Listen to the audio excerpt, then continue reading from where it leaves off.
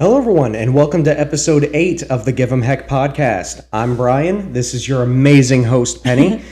And first, I want to say thank you to all of our viewers who are watching and giving us positive feedback. We really do appreciate it. And welcome any new viewers. We hope you enjoy the show and the madness of our lives. It's true. It's true. Oh my gosh. Yeah, it's crazy, isn't it? It is. It It is. seems like every week something new happens. It's true.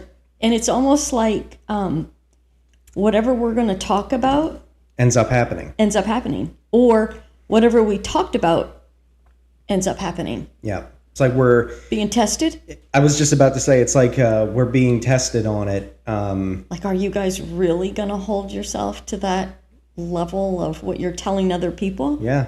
Yeah, it's crazy. And it does happen. It does. And it's been, this whole experience has been very humbling. Oh, yeah. You know, when you hold it all in, you know, it's hard to get perspective, but then the more you're put through the things that we talk about, The trials. the traumas, the trials, you know, it all seems to bring you to a place of I don't want to say enlightenment, but like it is a humbling experience. Mm-hmm. It really is. And I mean, I don't have any regrets. No. Do you find that the podcast is helping? I find that the podcast is helping in terms of like being able to, it's like putting your money where your mouth is, Yes. you know? That's good. Yeah. That's good. Yeah. It's true. Because you can tell how people live their life by watching them, but then when you sit and you do something like this, it kind of like puts you in a whole different level, maybe? Yeah. They're like, different mindset, different level. It's interesting for sure. It is interesting, but it's been exciting. It has. It's been good. It's been good. So, so we'll get started. And like Brian said, welcome to the viewers that we've continually have had, and any of you new viewers. We appreciate you coming on. So again, we'll start with our disclaimer that we're not doctors, psychologists, or counselors. We're not giving any medical or psychological advice. We're just simply two people sitting here talking about real life situations to give hope, encouragement, and still change, and just live life together, how whatever that means, right? Just kind of figuring it out as we go, really. Roll with the punches. Sometimes that's all you got. Yeah. So like Brian said, this is episode 8. And before we get into tonight's episode, I always like to kind of recap on the previous podcasts. Is one thing I am finding with all the episodes that we have done, they all kind of mesh together. Even if you don't try to make them mesh together, they just do. Yeah. You know, I kind of gauge. It's like a long story. It is. And when I try to think of like, okay, what can we talk about in our next episode that I think would help other people? Like, don't get me wrong, Brian and I are not experts in life, nor do we want you to think that we've got it all figured out, because we don't. But I try to gauge our episodes on, 1, what we've already been talking about, 2, where I feel would benefit, not just us, but others. You know, like it's weird, but I don't know how else to explain it, but it's kind of like Brian said, when you have dealt with things through the week, I just kind of think about, okay, what have Brian and I have been through this week that would benefit others from what we've gone through? Does that make sense? Yeah, it's kind of like that. So in our last episode, we discussed dealing with rejection. We talked about how rejection can come in a lot of different forms, and how rejection has a lot to do with how we handle and live our lives. That it can be that the rejection can come in many different forms, from people, from situations. Sometimes it can be done on purpose, sometimes it's not. We talked about some of the effects in life that rejection can bring. You know, even from at a very young age, when you've dealt with rejection, whatever that looks like for you. I had given the example of the teacher, you know, that had said those things to me, and, you know, how that impacted my life. And you don't really realize how that carrying that on throughout your life, whether you thought about it or all of a sudden one day you're like, wow, I remember that. And then you think, because you kind of put stuff like that in the back of your mind, right? Hoping maybe that you're not going to think about those things ever again. Or maybe you just forget about them and then one day they pop up and you thought, oh, I thought I dealt with that. Mm-hmm. Yeah, sometimes memories can pop up out of the weirdest places. Or like you said, you push it to the back of your mind and you don't realize that you're living life by something that happened in the past. Exactly. That's exactly what I'm trying to say. Like you're living life by something that happened in the past. It's affecting your life even still, but you think when it comes up, you're like, that doesn't affect me now.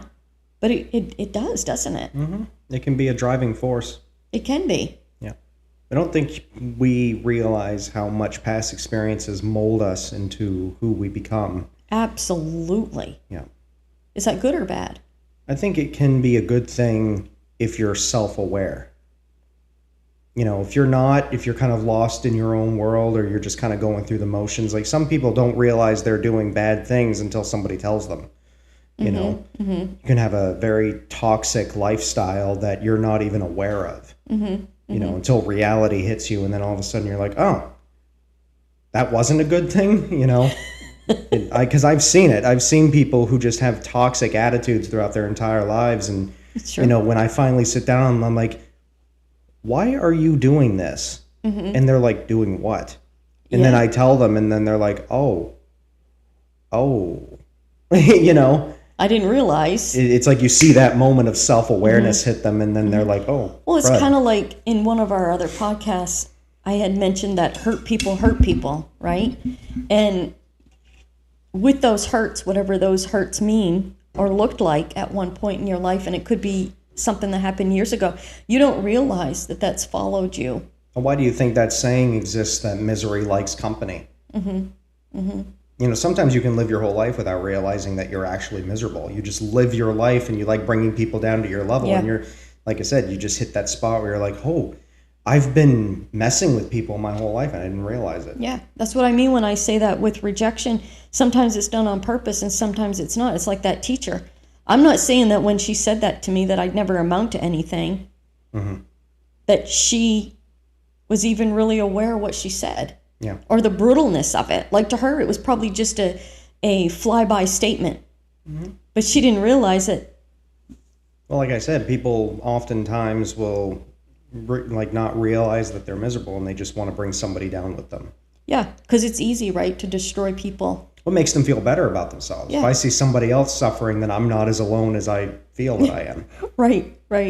Because we don't like that, right? We don't like what we don't understand, but we definitely don't like feeling alone. Because it's kind of a hopeless thing, isn't it? Yeah. People don't ever want to feel hopeless. They always want to feel like they've got something to grasp onto, good or bad, right? Good or bad. It's like a false version of hope. Excuse me. Yeah. Yeah, it's like a false version. It's a false hope. Yeah. Yeah, because it's not getting you anywhere and it's not getting anybody around you anywhere. Well, why do you think a lot of miserable people hate seeing happy people?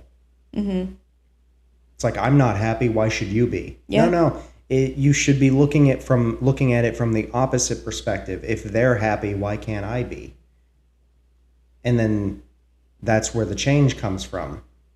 You can't live your whole life wondering why my life is garbage, but the person next to me is so happy. Maybe instead of trying to bring them down to your level, why don't you try and get up to theirs?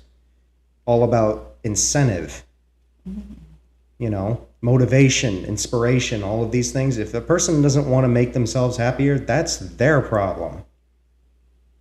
True. Maybe stop. Like, I'm not saying it's as easy as like, oh, I'm going to stop being miserable. There's obviously reasons why. Why people are, and sometimes they don't even realize it, right? So there's multiple reasons. Right. But it's like in my experience, eventually I just had to say enough. Well, you have to come to that place though. And not everybody's... Well, it's hard to get people out of that rut when they haven't hit rock bottom yet. True.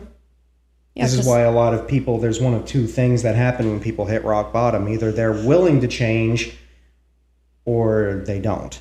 It's one extreme or the other. There's never a middle ground. It's always an extreme. Yeah. Yeah. But when you have somebody down the middle of the road where they're content, usually they don't feel they need to change. And that's unfortunate, because sometimes being in the middle ground is the best place to turn your life around, because there's nothing stopping you. But once you hit rock bottom, it's a lot harder to get up from rock bottom. It is. Now you're crawling yourself out of a hole. Yeah, exactly. So what are some of the effects rejection can bring? We talked about that they can be long-term, short-term. And again, those effects, we just kind of touched on those a little bit. But we also talked about forgiveness, and that forgiveness can help us deal with rejection. But it's not just about forgiving people that have done things to us, but also, I think the big part for myself, I'm going to say this and you can interject, Brian, what you think, but I think the big part is forgiving yourself. That to me is harder, because you often look back at those situations in your life where, somebody's done something to you, and it's part of the situation that you're dealing with, obviously, but you think to yourself, well, how can I forgive myself because of things that I said or did, or maybe didn't say or didn't do? And sometimes it's the didn't that's worse, right? Yeah. Because when you look back at that situation, right, hindsight, you say, wow, if I could do it over, maybe I would have done it differently. Maybe I would have said something different, or maybe I would have, I don't know. Like, I think a mom's situation, and people will say to me, because I'll be like, maybe if I just would have done this or done that, and they'll say, and people that really stood by me during that time with Mom, and from the beginning to the end, they have said to me, but you did everything you could. Okay, maybe when they're looking at that picture, it looks like I did, but maybe I missed something. Why do Would you it surprise you if I said I disagree? Why? Well, for a couple of different reasons. You can sit there and say all you want that you wish you could have done something different, or wish you could have done more, and maybe in some cases done less. It's irrelevant. It's completely irrelevant, because it's done. The past is behind you. You know what I'm saying? You can't change what happened. The best thing you can do, and this is why I said in a few other podcast episodes, people say, if I could live life over again, I would do it different. No, you won't. No, you wouldn't. Because regardless, you made the choices you made. So instead of being like, I would have done things different. No. Don't think of it in a backward sense. Instead say, what can I now do different? You learn from the past. You don't regret it. You don't regret the past. Anybody that regrets the past is putting on a fake face of like, I'm feeling sorry for myself. Stop feeling sorry for yourself and learn from your past. You wouldn't do things any different, but what can you do different? That's what you should be looking at. Sure. And people often make the same mistakes multiple times. This is why people can change perspective, but people themselves don't change. And I'm not saying that in a discouraging way. You are who you are. You're set in your ways. You are yourself. But there's only one of you on the entire planet.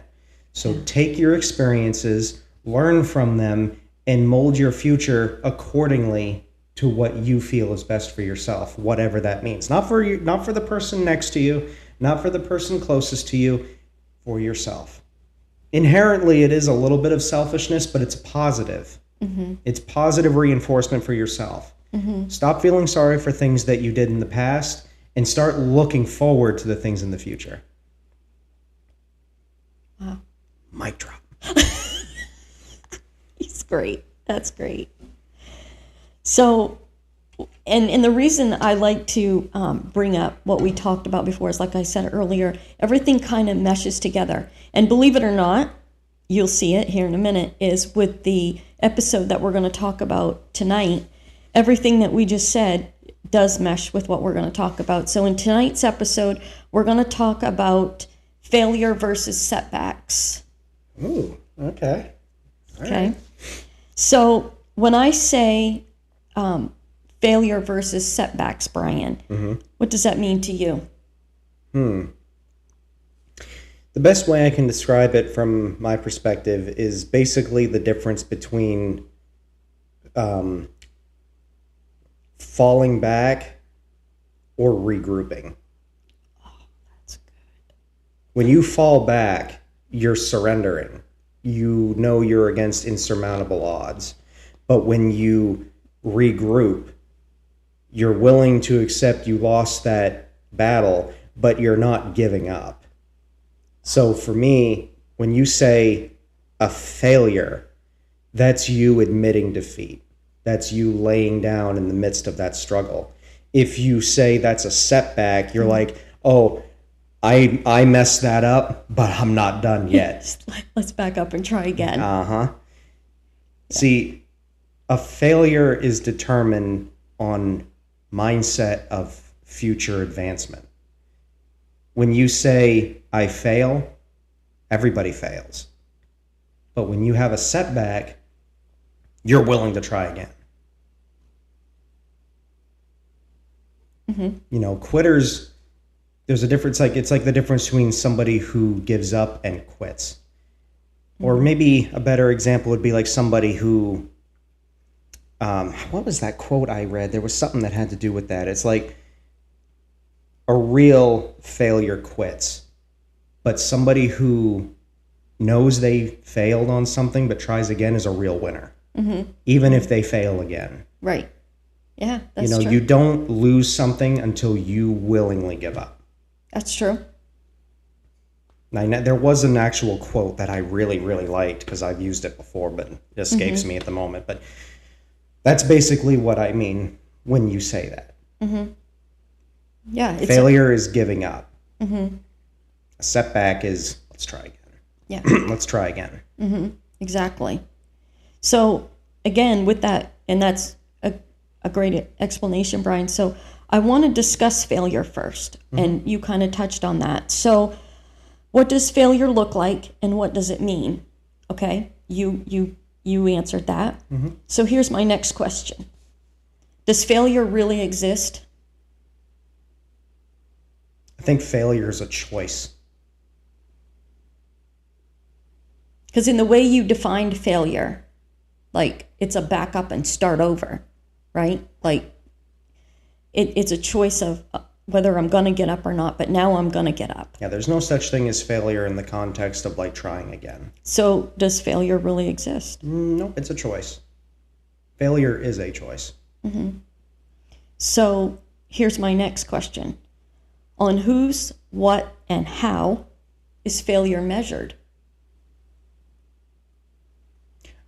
I think it depends on the person, and I think it depends on their level of like for me, if somebody were to tell me that I'm a failure or I failed, that's your perspective. That's your opinion. I'm going to get up and try again. But when you make the same mistakes multiple times and you come to that realization of failure, it really comes down to how I perceive it. Right. Well, who are they? And when I say how is it measured, who are they to say that you failed? Like, what are they using as a measuring for this? Maybe it looks like a failure, but is it? And who are you to measure? I think people who admit you or say that you're a failure are people who don't want you to succeed. Oh, wow. Is it because they haven't succeeded in their life? Or I should say it this way, maybe they feel like they haven't succeeded in their life. Yeah, I think it's a projection. A lot of it is projection, isn't it? On both parties. Yeah, because a lot of times, like with things that I've messed up on and people say, wow, you really failed that, didn't you? I look right at them and I say, well, I'm going to prove you wrong, Yeah. And that's why, I push myself in certain situations, not because I try to prove myself to them, but I'm not going to lie, it is kind of fun to gloat sometimes. Well, and like what and how, I think failure is a very, what's the word I'm looking for? I don't think it's something that you can define strictly. Oh yeah, no. What's it gauged off of? What's it gauged? How and you know? Do you know what I'm trying to say? Yeah, the situation. It's like, excuse me. Yeah, situations of things you can fail at. It really does just depend on your level of perseverance And someone else's perception. Yeah, failure doesn't exist in the context of trying your best. You know what I mean? Mm-hmm. Like let's use sport, bowling. Let's use bowling. If I continue to push myself to be a better bowler, but I don't succeed at reaching my goal, does that make me a failure? No, because you keep because trying. I can keep going. Right. Yeah. Or, in the context of like, oh, I failed a test. Okay, well, you failed the test, but you can try again. There is no such thing as true failure. Exactly. That's why I'm saying I think failure is hard to define. Yeah, it is. You can always, sure, there are some things that can be lost, like a friendship, for example. You could say, well, I failed to maintain that friendship. Mm-hmm. Well, first of all, takes two to tango. So you're not the only person that failed in that context. That's true. But it's like I said earlier, with learning from the past, is like, okay, that friendship may have ended. That doesn't make me a failure. That just means I need to do better than what I did. Right. And when you look at that friendship, we'll use that as an example because you mentioned it. How do you know that where that friendship failed, maybe it was a good thing? Because maybe it was just time. Friendships can happen for multiple reasons. Why does it have to be a bad thing? People come and go all the time. Right. If we use the context of a friendship, obviously there are probably hundreds of thousands of examples we can give when it comes to failure. But, a perspective, mindset, motivation, all of these things matter when it comes to moving forward in these things. Mm-hmm. Mm-hmm. When it comes to failure, there's no such thing as failure, but there can be, what was that other word you used? Failure versus... Setbacks. It's there, setbacks. Mm-hmm. That's why I think failure is one of those things that is very much perspective. It's a mindset. It is. 100%. It is. And I think people who judge other people on a failure is that they lack confidence in themselves. Like somewhere along the way, for them to say that to you, that you failed, they feel like there's something that's incompetent in them. Does that make sense? When it comes to people, yes. Because it's always about reflection, too, right? Anyone who says anything negative to you, they have something wrong with themselves. Mm-hmm. This is why I don't discourage people. When I see somebody going through a hard time or something like that, I never sit there and I'm like, oh, well. Glad I'm not you. Well, yeah. Yeah, no, I sit there and be like, is there anything I can do to help? Or, I empathize with them, or, like, I'm very sorry you're going through that. I completely understand. And I try to lift them up. Right. But if I sat there and belittled them, number one, I'm putting myself above them when I have no right to do so. Mm-hmm. And number two, I'm basically projecting myself as perfect. Mm-hmm. You know what I'm saying? Like, I'm better than you. Yeah, like they've never failed at anything. If I did that, I'm like, well, geez, I've never done that before. And it's like that example I gave you in a, I don't know if it was last week's episode or the week before, but when I told you about that girl that hates me. Yeah. What gives you the right? Mm-hmm. I made a mistake. But are you sitting here and telling me you've never made a mistake? You've never failed before? Mm-hmm. Right. Exactly. And again, what does failure even mean? I guess, what are you measuring this by? Yeah. It's that kind of thing, right? Mm-hmm. So now I want to talk about setbacks. Mm. Are setbacks really setbacks or setups?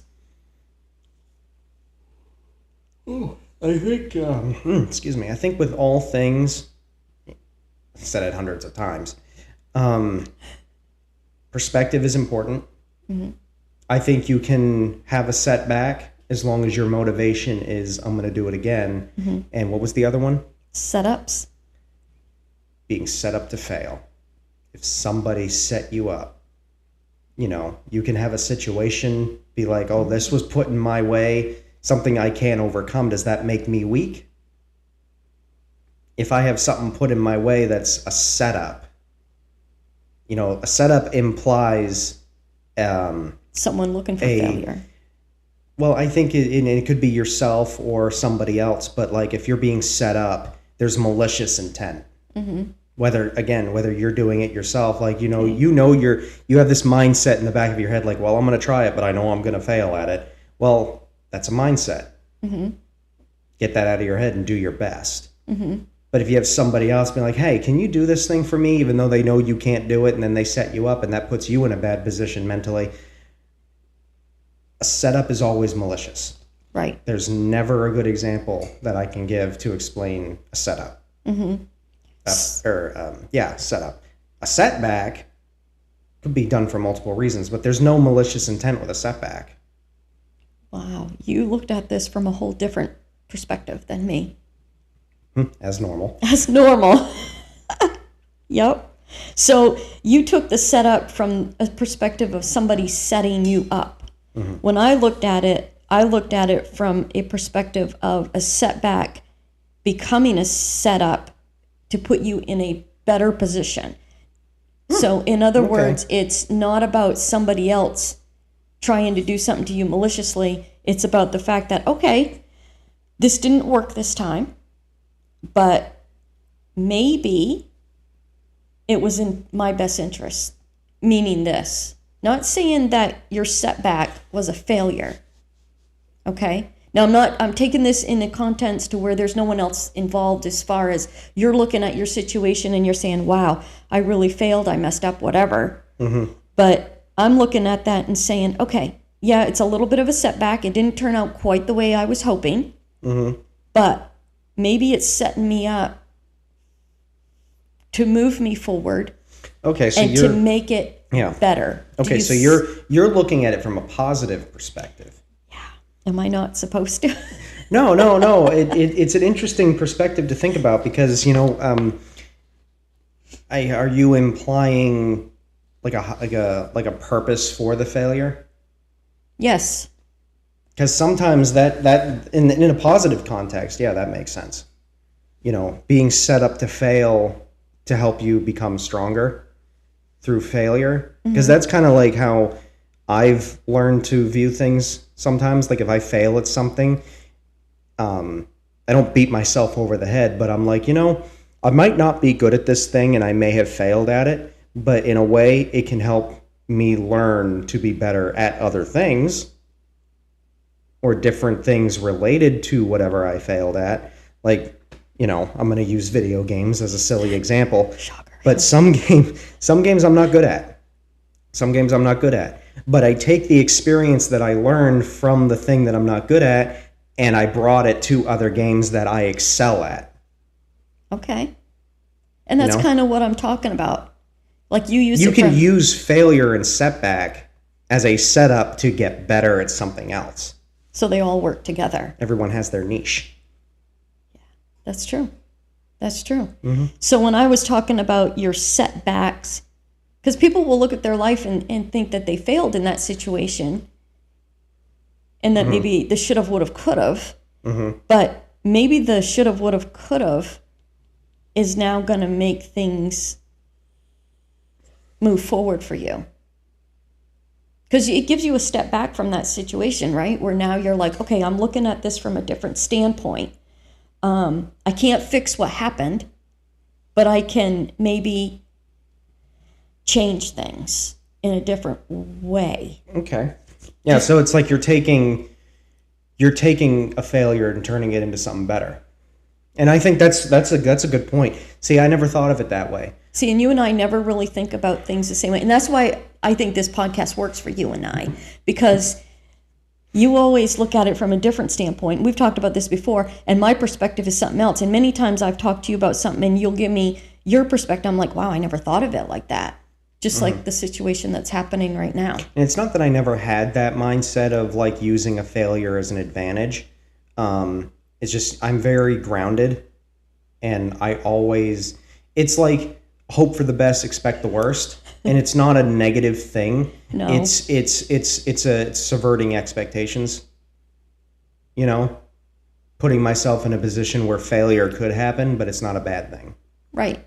And with that saying, Brian, like what you just said, hope for the best, plan for the worst. The thing is I think a lot of people do that anyway, whether knowingly or not knowingly, is because I hate saying this, but maybe it's true, and if I'm wrong, correct me.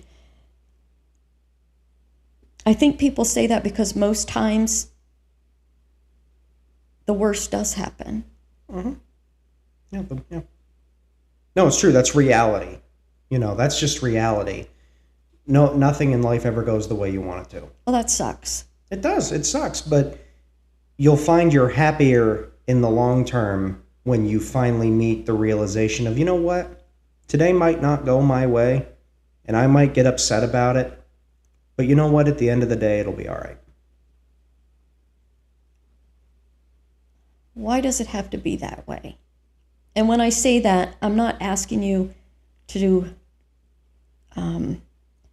not live in reality when I say that, but why is it that way? Because it puts you in a position where you'll be content with not succeeding or not getting what you want. It puts you in a better mindset. It puts you in a more grounded mindset. So just always expect disappointment? No, not necessarily, but always expect that something could happen that didn't go your way. And why does that have to be a bad thing?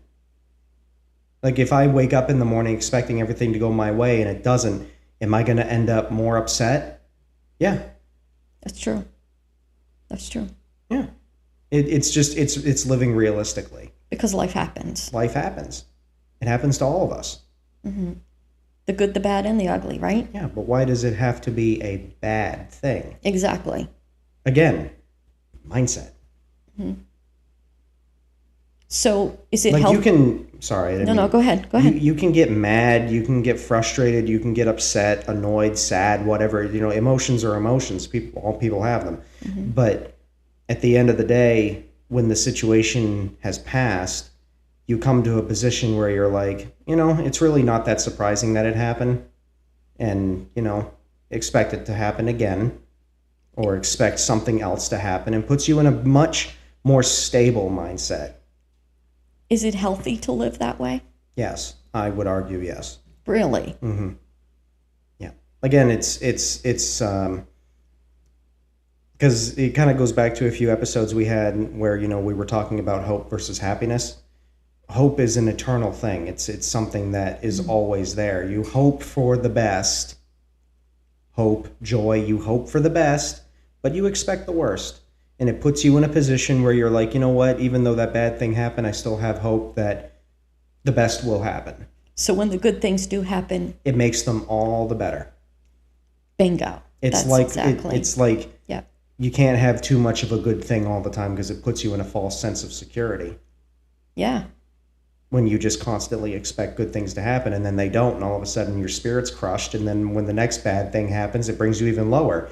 But with a person who has the mindset of, I know bad things are going to happen today, but those are not the things that I hope for. Right. But it's also how you handle those things, right? Mm-hmm. Mm-hmm. Because it happens to all of us. Yep. Yeah. So when I was talking about how your setbacks can actually be setups, I remember Mom always said, never despise your journey. It may be taking you to your purpose. And that's kind of what we're talking about, is that I remember times I would say to her, man, I wish my life would just hurry up, or I wish today would just go by. And she's like, why are you rushing it? And a lot of times it's because I just wanted to get out of that situation. Because we hate those bad times, don't we? And if we don't have to deal with them, isn't it so much better? But when she said that, it is the journey, though, isn't it? It's part of your story. It is the journey. It's like, I can't remember if I had said this in a prior episode, but when you live through bad things, you carry that experience with you to help others that went through similar situations. Mm-hmm.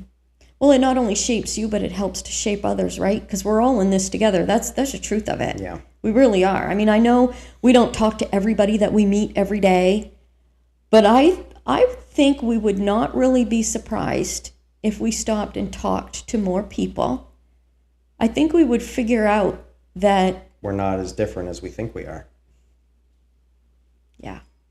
Mm-hmm. Yep. And I think it just comes through with other people differently is because they carry those situations different. Yep. Because maybe their life has made them that way because maybe they haven't had the ability maybe to... The support to learn those tools, those situations to deal with those things that way. You know what I mean? Well, it's funny. A lot of people that I've spoken to have always been like, why do you go out of your way so much to help me through problems? You help a lot of people, Brian. And one of the biggest things that I tell them is because I never had that. Yeah. Every problem that I dealt with in my younger life, I had to deal with myself. Yeah. So I know how hard it can be to push through your walls without the support. Right.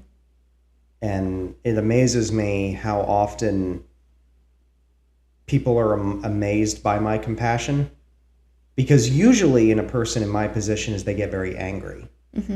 They get bitter at the world, which could have been an option for me. I could have grown up to be a very angry and bitter person. You could have. But because of choice, because there's always a choice, I chose to not be that person. Yeah, and you've always been for the underdog. All the time. Can you sit here today and tell me that you absolutely are positively happy with, and I know, you're still quite young on the age scale of where your life is today and what you've become? As far as personally, yes. Obviously, there are things that, I wish I could improve on or wish I had the means to improve on, but that doesn't mean that me sitting right here at this moment, I feel like I'm lacking. No. When you say you wish you had the means, explain that. Well, a lot of people don't realize the opportunities they have in life to advance. And at first I had condemned myself for some of the decisions that I made in life, but then, going back to what we said earlier in this, and it relates to the failure versus setback, is that I didn't fail at making certain decisions. I just wasn't ready. And every day is an advancement towards that level of moving up, whether it's mentally, emotionally, physically. So you're saying that every day you feel you can build on what you were not ready for then has brought you to a place it's closer for you. Yeah. Yeah. People advance at different levels. And I've seen, so many people that were younger than me move through the ladder quicker than me. And I'm like, why can't I be like that? But then I realized that, number one, everybody's different. And number two, some people are just given different opportunities. And I just wasn't in a position to make that choice, to make myself into a different person or a different position or whatever you want to call it, whether it was job or home life or even as a person. But instead of getting angry at myself for that and considering myself a failure, I advanced in different positions. Exactly. It's molding yourself. Yeah. It's making you a whole, right? Yeah. This is why I never listen to people when they tell me that I could do better. I'd be like, no, it's not that I can do better. It's that I'm doing my best. Yeah. Well, you're where you're at. Life has brought you where you're at from A to B, right? But every step that it's brought you is bringing you to this place that's going to bring you forward. So hopefully with doing your best, eventually you'll get those opportunities, right? Well, even if I don't, why does that have to be a bad thing? This is my life. I'm doing my best. that needs to be good enough. That doesn't make me a failure. It doesn't even make it a setback. It makes me. You know? Mm-hmm. That's why I can live my life to the fullest. When I see people around me who are in much better positions than I ever will be, that end up becoming absolutely miserable with themselves or exhausted, you know? Yes. Because in their mindset, they can't fail. But to me, I look at it and like, you're not failing. You're pushing yourself to an unachievable standard where you will get to a point where you fail. Yeah. Because sometimes you over succeed and then you find yourself in a position where it's like, I am in way too deep. I have put myself in a position that I cannot handle. Yeah. And I see it all the time. Yeah. Because sometimes too much success is too much success. Mm-hmm. I think it's about finding that place of contentment, isn't it? Yeah. I mean, I've been in a place in my life where I've had nothing, and I've been in a place in my life when I've had everything. Mm-hmm. And there's nothing wrong with either place. It's just finding that contentment in either place. Does that make sense? Well, it's like a rich man always begging for more. When is enough enough? Exactly. When are you just happy with where you're at? And that's the difference between what I would consider a rich person versus somebody like me. Right. Well, and I think, like, I don't think there's anything wrong with having money, and there isn't. But here's the problem. This is where the problem lies. There's nothing wrong with having money. It's when the money has you. Yeah, exactly. That's what I'm saying. That's a good way of putting it. Because, yeah, I agree. There's nothing wrong with having wealth. And I didn't necessarily mean rich as far as just Right. money. That can be anything. Right. That can be anything. And you can say it like this, it's okay with having things. It's when those things have you. So, because at some point when those things have you, whether it's money or whatever it is, objects, when they have you, I think after a while you begin to lose yourself, because then you are living in a false reality, because you think that you've reached a place of, one, you've achieved, you've arrived, but then when that rug is pulled out from under you, how are you going to deal with that? Because I'm telling you, you're one step away from losing everything, and don't think you're not. Mm-hmm. Because it can happen to anybody and all of us. And I think, too, a lot of times people don't realize what's more important. You do lose the importance. You do. Yeah. You lose what's really valuable in your life. Yeah. Mm-hmm. Yep, because the thing is anybody can become rich. But what's the other word for rich? There's another word, because I told one of my friends about it, because I was like, you can have all the money in the world, but if you don't have what matters, then how rich are you? Mm. Yep. There was a saying that I told him, and I wish I could remember it, but it has to do with that. Like, you can be rich or you can be wealthy. And how do you define which is which? Right. Well, and where is your wealth? Like if somebody said to me today, and I think this is kind of where you're going, Brian, if somebody said to me today that making me happy, I'd have two choices. Either they'd give me all the money in the world or give me my mom back. Yeah, it's like that. And that's what I mean. That's what I meant when I said the important things. Yep. That's what I meant. And that's what I'm talking about, right? Like, again, there's nothing wrong with having riches. It's when they have you. Yep. But when you lose things in your life of great importance, you learn really quick what's valuable. Yep. And family and friends are everything. They are everything. That's why when it even comes to like jobs, people ask me all the time, why don't you get a job that pays better? And be like, because I'm happy. I value happiness over wealth any day. Exactly. I could make more money. I could. But I'm pretty well off for my age. But you're happy. But I'm happy. Right. Because you can make all the money in the world with a job, but if you have to wake up every morning and regret what you're doing, you hate getting up, you're sick to your stomach. I've been in positions like that. Exactly. I've had jobs where, I've made bank, but I was miserable. Right. And that misery brought itself out to other people. And then before you know it, nobody wanted to be around me, because of how miserable I was. Right. So was it worth it? No. Right. Because money's not everything. Money's not everything. As long as you can provide for yourself, you're doing fine. Yep. And to be able to get up in the morning and be happy. Yep. And that's the thing with jobs, is that you don't have to do what everybody else thinks you should be doing with your life. Yeah. Jobs are easy to come by. And it brings us back to the point. Me not looking for something else, does that make me a failure? No. No, it doesn't. Somebody else may consider me a failure, but they need to reflect on their own lives. Right. Well, and I know that there are people that stay at a job their whole life, that one job, and they retire from it. And you know what? Kudos to you. Good for you. That's wonderful. It worked for you, right? Yep. But then there are others that have had multiple jobs.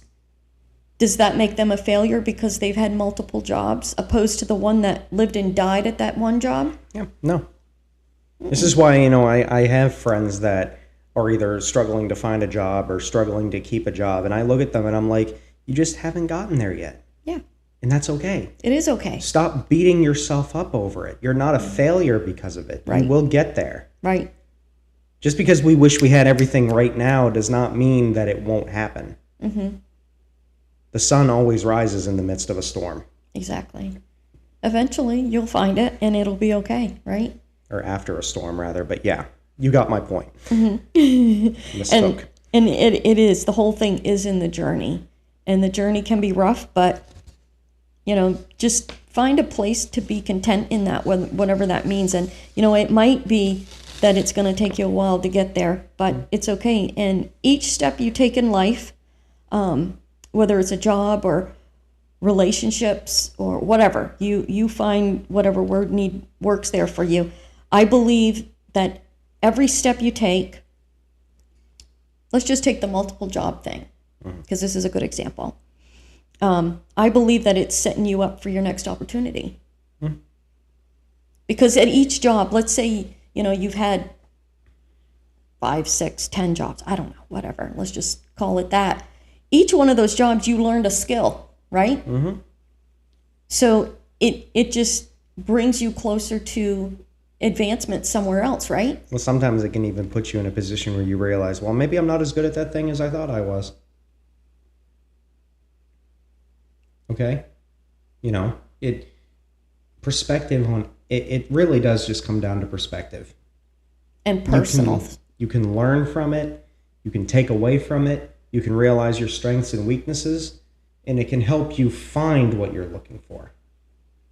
And that applies to all things, obviously not just jobs, but yeah. It does. It does help you find what you're looking for. And I think age and time has a lot to do with that. And let me explain. In my 20s, being the age that I am now, which my 20s are in the rear view mirror, believe me, looking back, the many jobs, situations that I've been through, sitting here now, I've learned a lot. Yeah.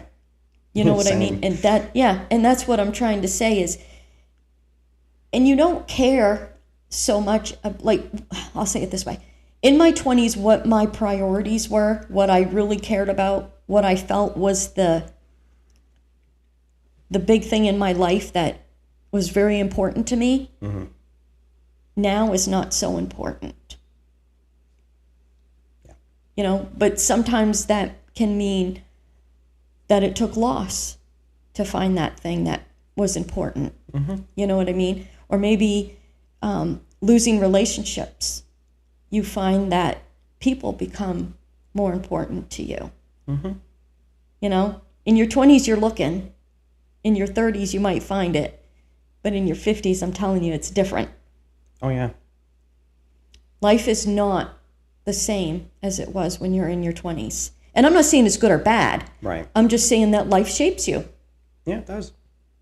It does. And I think that's the thing that's the most important is like in life is that the older you get, the more experience. I mean, it doesn't even have to be an age thing. I've seen people in their, early mid 20s that come to this kind of realization sooner than others. And then they realize, all of these unachievable things do not matter. Yeah. It's the things that I have that matter. And it has to be personal because, and we touched on that a little bit, is that don't worry about what people say to you so much. Because who are they to say what you can attain? Who are they to say that what should make or break you? Mm-hmm. Yeah.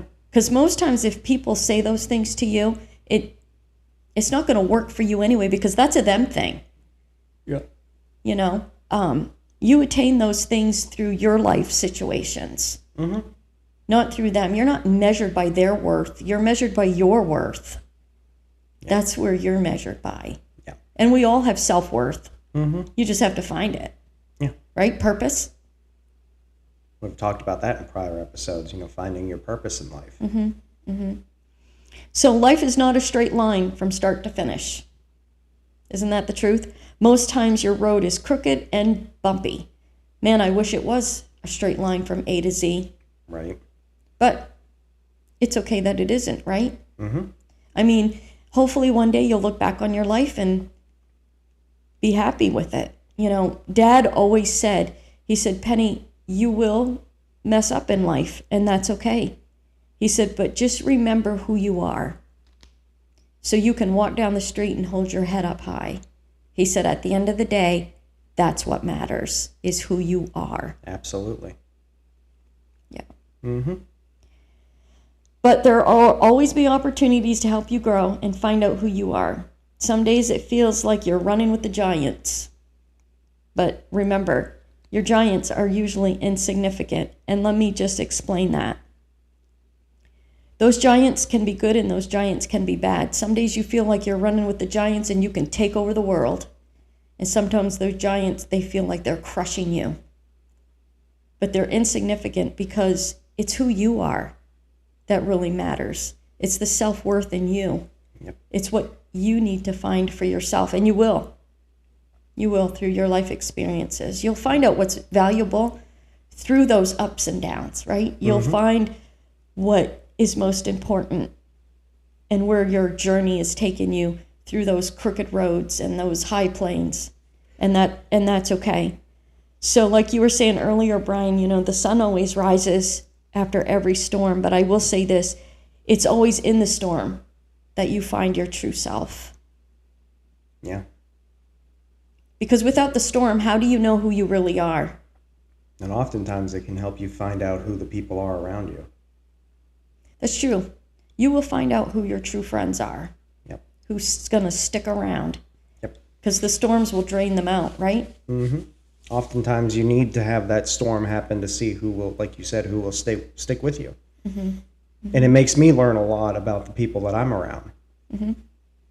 Yep, exactly. Exactly. Sometimes we need a good storm to get rid of the rats. That's good, right? That's really good.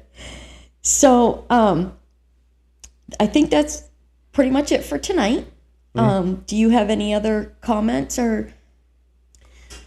I guess if I was to give a little bit of encouragement, because this situation, or not situation, this podcast episode, it strikes really hard with me because I have a lot of friends that are going through hard times. And I guess if I was to say anything to people who are also struggling with, a failing situation or a failing job or relationship or anything that you are personally going through when it comes to failures, realize that as long as you're still breathing, there's always a choice.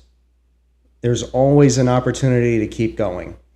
There's never an opportunity where failure is certain until you choose it. So until you feel you've hit that position where you can no longer succeed, don't consider it a failure. Consider it a setback to move to the next thing. That's right. Learn from the failures to help you gain more experience. Mm-hmm. It's one of those things that's incredibly important to anyone who's going through a hard time. because it doesn't make you a failure. Right. It can turn you into something better as long as you keep pushing. Mm-hmm. Because failure doesn't happen until you allow it. Right. And there's always hope. And sometimes that hope... There's always hope, and there's always a choice. Right. And sometimes that will require change. Mm-hmm. But, right? That's why we talk about hope, encouragement, and change. Mm-hmm. And even in those changes, you might think, well, if I have to make this change now, I'm going to feel or look like a failure. You're not. Mm-hmm. Maybe it's taken you to the next level of your self-worth. And that's okay. It's okay.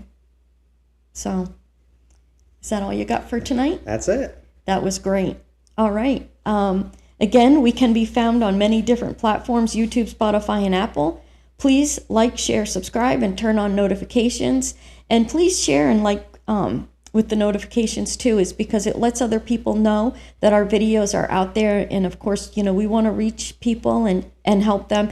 And please comment, good or bad. It's okay. We know not every podcast is going to affect you like it might affect somebody else, but we like to know that so that we can maybe glean something off you again, or maybe it might even inspire us to do an episode on something that you said to us. Exactly. It's yeah, because we'd it's like not. to, Yeah. And if it doesn't have to do with us specifically, like you just said, if you want to give us something to talk about that's more personal to you, Yeah. That would be fun. That would be cool. Yeah, it would be. So our email is givemhec@gmail.com. That's GIVEMHEC@gmail.com. Drop us an email. We'd like to hear from you and see what you guys think. If you want to give your opinion or whatever, it's perfectly fine. We'd love to hear from you. So I'm going to say that that's it for tonight, and we will see you on our next episode.